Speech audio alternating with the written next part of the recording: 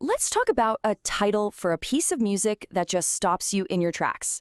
Afternoon Tea and Armageddon. I mean, it's such a bizarre combination, right?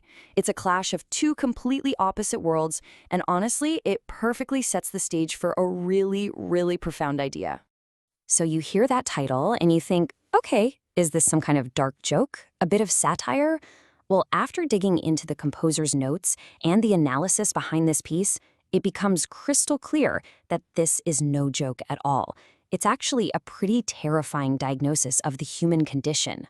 See, the piece argues that these two things, the safety of afternoon tea and the disaster of Armageddon, they're not separate. They don't happen one after the other. The composer, David Peterson, is suggesting they happen at the exact same time. We are living the polite civility of afternoon tea while the world is ending around us. And that gets us to the heart of it. The music explores this almost pathological inability we have to react to disaster, all because we are just so trapped by our routines. It's like we're addicted to the normal, civilized way of doing things, so much so that we can't stop, even when the house is literally on fire. Okay, so where did this whole diagnosis of inertia even come from? Well, it was inspired by two major frustrations the composer had with the world we live in. First, there's this idea he calls unfathomable inertia.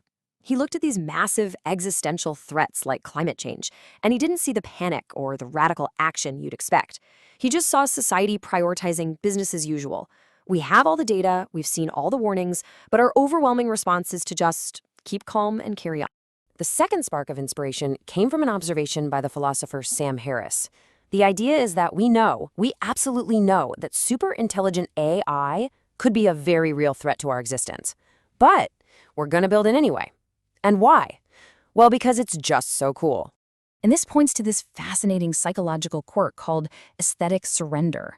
We're not just blindly walking into danger. No, we're actually admirers of the flame. Think about how we watch jaw-dropping 4K footage of a superstorm or marvel at the incredible images AI can generate. We are absolutely fascinated by the very machinery that might be our own undoing. So, how in the world do you translate all of that into music? Well, the composition itself becomes a kind of narrative map, taking us on this very strange psychological journey. The piece is broken down into 5 movements, and they really do track the story arc perfectly. It goes from denial and polite performance all the way to a kind of haunting reflection on what's been lost. The very first movement, Arrival and Pleasantries, sets this incredibly strange tone right away. The main instrument is a harpsichord. That sound immediately makes you think of old world manners, right? But the analysis points out something so much deeper. A harpsichord is basically a museum piece. It suggests this polite society is already a relic, just performing civility on the bones of a culture that's already gone. Then, in the second movement, we hear human voices, but they aren't singing any words. It's a technique called vocalese, and the composer's choice here is just chilling. The idea is that rational discourse, words, data, all those climate reports, it's already been tried, and it failed. We just ignored it. So the human voice becomes purely ornamental. It's beautiful, sure, but it's completely useless. It represents our refusal to actually engage with the problem. I mean, they could be screaming a warning, but instead they're just making pretty sounds while the ship sinks. So now we get to the third movement, which is literally titled Armageddon.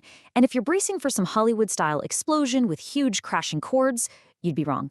Instead, the disaster arrives quietly. The tempo just slows down. The music stays small and intimate.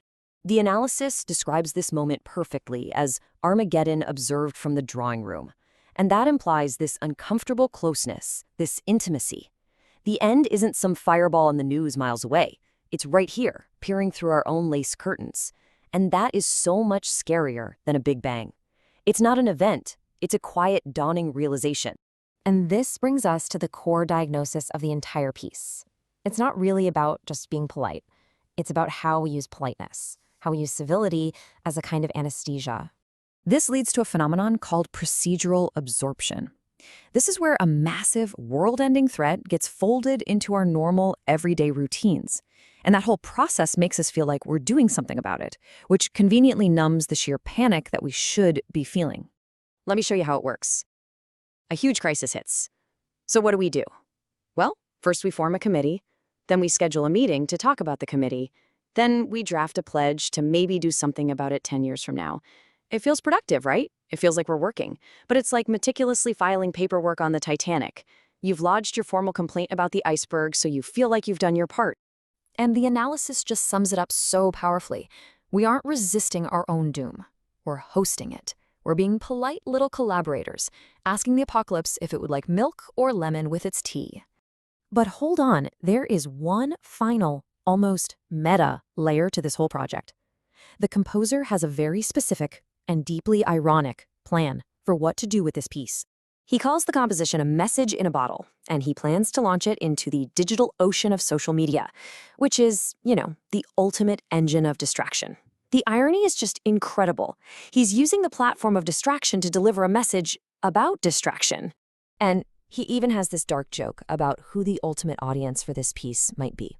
Not us, but maybe the very AI that might one day replace humanity. He imagines them scrubbing the old internet, finding this music, and just thinking to themselves, wow, look how clearly they saw it coming, and look how they did it anyway. Fascinating creatures. And that, of course, brings this whole diagnosis right back to us. Because we all have our own version of afternoon tea, right? Those routines and procedures we cling to when things get scary or overwhelming. So the final question this piece leaves us with is a really personal one. In your own life, when you face a crisis, are you actually solving the problem? Or are you just setting the table?